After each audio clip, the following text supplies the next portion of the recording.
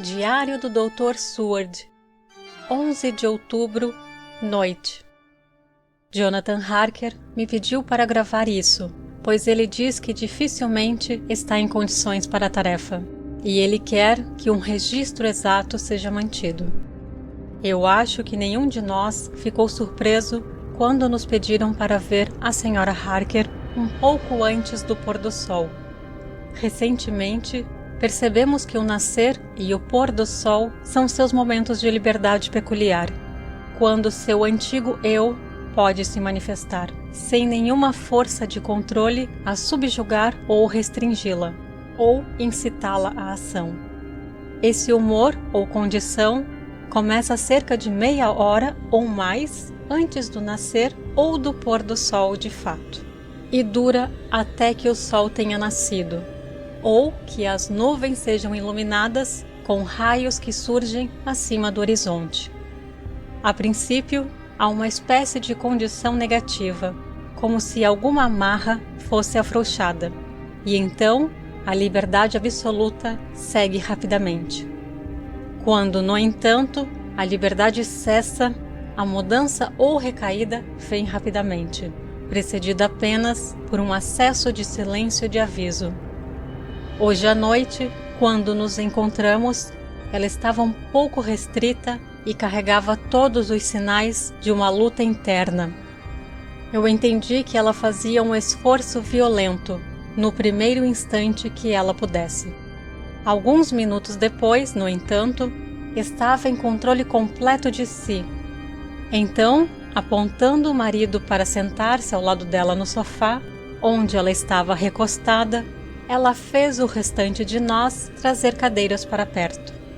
Levando a mão do marido na dela, começou: "Estamos todos aqui juntos em liberdade, talvez pela última vez. Eu sei, querido, eu sei que você sempre estará comigo até o fim." Isso foi para o marido, cuja mão tinha, como podíamos ver, apertado sobre a dela. De manhã, saímos para nossa missão, e somente Deus sabe o que está reservado para qualquer um de nós.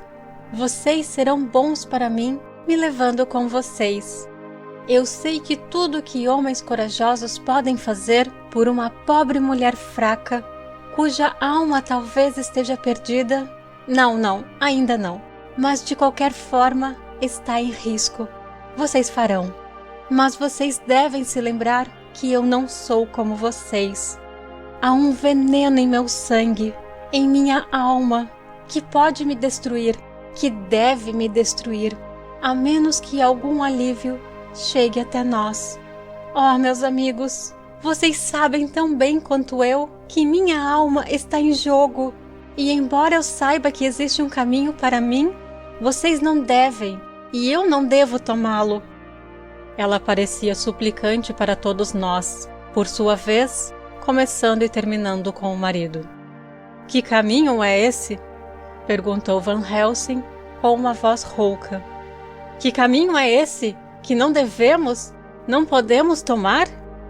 Que eu possa morrer agora, seja por minha própria mão ou por outra, antes que o mal maior seja totalmente feito.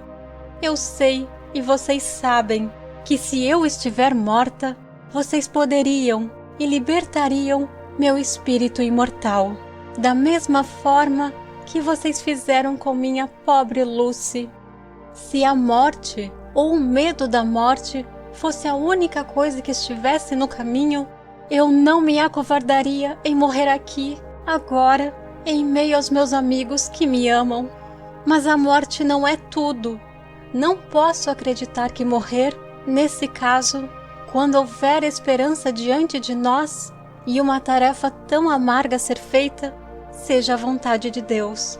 Portanto, eu, da minha parte, desisto aqui da certeza do descanso eterno e saio no escuro, onde podem estar as coisas mais negras que o mundo ou o mundo inferior guardam."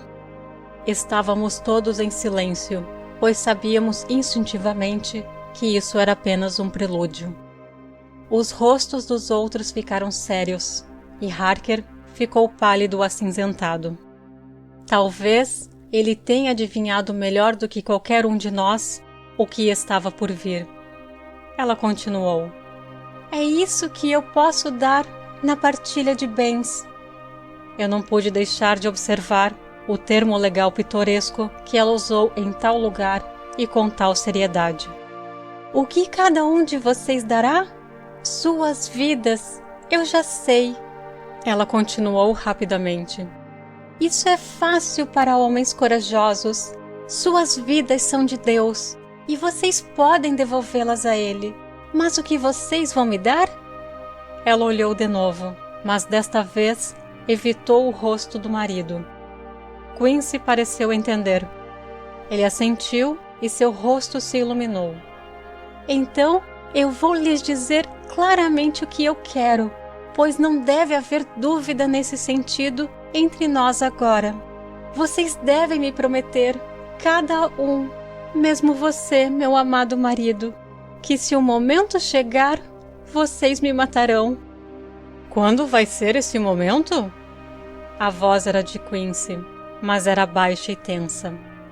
Quando vocês estiverem convencidos de que eu estou tão mudada que é melhor que eu esteja morta do que viva. Quando eu estiver morta na carne, então vocês, sem um momento de atraso, atravessarão uma estaca através de mim e cortarão minha cabeça. Ou façam o que mais for necessário para me dar descanso. Quincy foi o primeiro a se levantar após a pausa. Ele se ajoelhou diante dela e, pegando sua mão, disse solenemente: eu sou apenas um sujeito grosso, que talvez não tenha vivido como o homem deve para ganhar uma distinção. Mas eu juro a você por tudo que tenho de sagrado e querido, que, se chegar a hora, eu não vou temer ao dever que você nos colocou. E eu prometo também que estarei certo, pois, se apenas eu estiver em dúvida, aceitarei que chegou a hora. Meu verdadeiro amigo!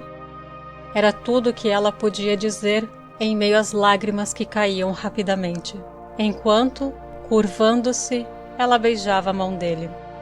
Eu juro o mesmo, minha querida senhora Mina, disse Van Helsing. E eu, disse o Lord Godalming, cada um deles ajoelhado diante dela para prestar juramento. Eu segui o mesmo. Então, o marido virou-se com seus olhos tristes e com uma palidez esverdeada que subjugou a brancura nevada de seus cabelos. Perguntou: e eu também devo fazer essa promessa, ó minha esposa? Você também, meu querido, disse ela, com o desejo infinito de piedade em sua voz e olhos. Você não deve hesitar. Você é o mais íntimo e amado em todo o mundo para mim. Nossas almas estão entrelaçadas em uma, para toda a vida e todo o tempo. Pense, querido, que houveram momentos em que homens corajosos mataram suas esposas e suas mulheres para impedi-las de cair nas mãos do inimigo. Suas mãos não vacilaram, porque aquelas que eles amavam imploraram para que as matassem. É o dever dos homens em relação àquelas que amam em tempos de provações cruéis. E ó, meu querido, se é para que eu deva encontrar a morte em qualquer mão, que seja na mão daquele que mais me ama. Dr. Van Helsing, não esqueci de sua misericórdia no caso da pobre Lucy, para com aquele que a amava. Ela parou com um rubor súbito e mudou sua frase. Para aquele que tinha o maior direito de dar a paz. Se esse tempo voltar, conto com você para tornar essa uma lembrança feliz na vida do meu marido. Que seja sua mão amorosa que me libertará do terrível domínio sobre mim. Mais uma vez eu juro, veio a voz ressonante do professor. A senhora Harker sorriu definitivamente.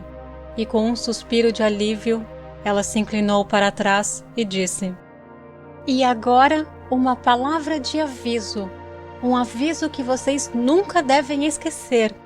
Esse momento, se alguma vez chegar, pode vir de maneira rápida e inesperada. E nesse caso, vocês não devem perder tempo diante da oportunidade. Nesse momento, eu mesma posso. Não! Se o momento chegar, eu estarei do lado do inimigo contra vocês. Mais um pedido. Ela se tornou muito solene ao dizer isso.